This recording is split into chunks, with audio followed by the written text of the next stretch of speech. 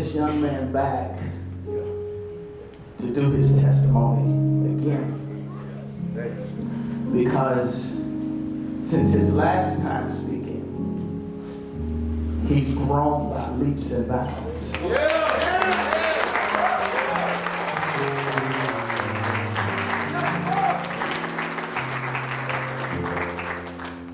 And I wanted Shamar to come back and give his testimony again for those of you that were not here the last time to hear it this time. They never know when I'm going to call on them, so they just have to be ready at all times. So you got 3 minutes. I'm going to shut you down at 3 minutes. At 3 minutes. Not skin time, I got the real one right here. I got to go on. Praise God. Praise God.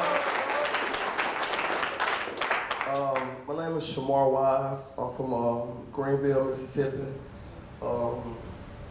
I had fell into depression out there in Mississippi, and I started drinking real heavy. And I didn't want to eat. I didn't want to take care of my hygiene or anything. I just was an angry drunk, and I had got real sick.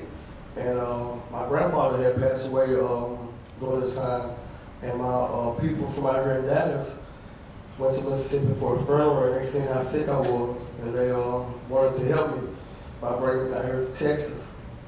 And I remember riding in the backseat of the truck, sick, just like throwing up nothing but sound because I had nothing on my stomach. And I came out here and I got on my feet, I started working, I had 2 jobs, and I was doing the right deal. But I still was like sneaking in a few drinks in there where it ended up turning into a full-blown relapse. And I started experimenting with drugs, powder cocaine, ecstasy pills, and it spent off.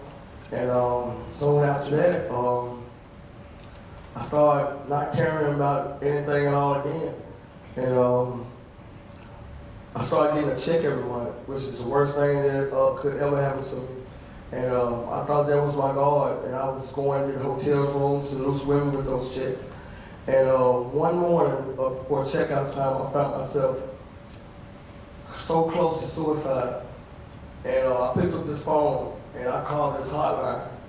Well, I called the police, but the police gave me the hotline number while they was on their way to the motel.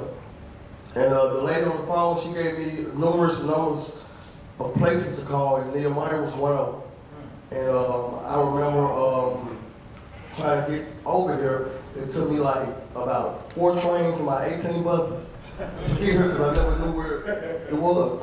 So I remember, see, back then it was called Grand and Hardwood. And I got off on this corner over there, and I seen this little kid. I said, "Do you know what the Men of Nehemiah is?" He was like, "Yeah, it's behind you." He said, "It's a good place because it saved my dad's life." And they didn't have any room for me, and I had to sleep outside. But the next morning, Lieutenant Colonel Patrick and Colonel Lewis made sure they had some room for me, and I came in. I stayed about 95 days, and I went right back out the head first, and crashed out. And soon after that, I went to prison, did 5 years.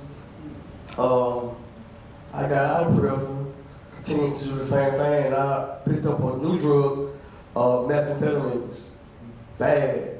And it drove me where it started playing a game with my mind. I started hearing things, thinking people was out to get me, and I was running around the city like a madman. I ran from Dallas to Fort Worth, to Fort Worth, back to Dallas, and then from North Dallas to South Dallas. And I was at our college, and I seen Captain Shorts. And I was so happy to see him. And he said, "How you doing, Shamar?" He said, "You know, it's still room for you at the Man of Nehemiah." I said, "Yes." It was on Friday. He couldn't get me in, but he told me, he said, "Meet me back up here Monday."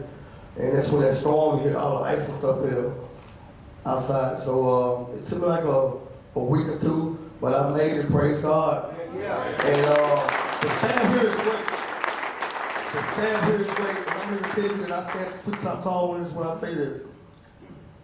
The clinical helped me so much up here because I was gone, you know, and thank God.